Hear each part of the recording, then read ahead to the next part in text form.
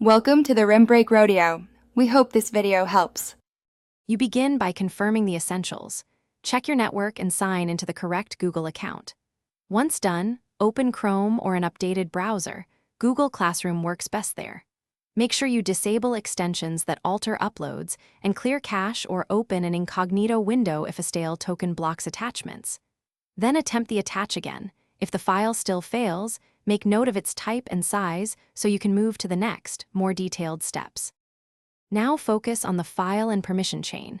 You should confirm the attachment is an allowed type and under the classroom size limit. Once it's too large, zip or convert it. Next, set Google Drive sharing to allow the recipient at least viewer access or upload a copy directly to your drive. Also update your browser and operating system and enable pop-ups and third-party cookies for accounts.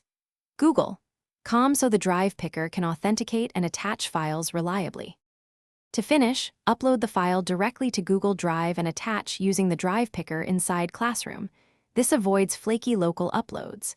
If that fails, try another device or the Classroom mobile app to determine whether the issue is device-specific. Once attached, double-check permissions so students can access it.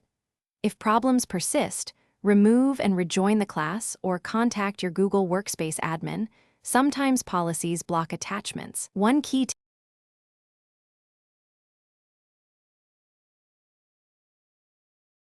Thanks for watching. Consider subscribing if we helped you.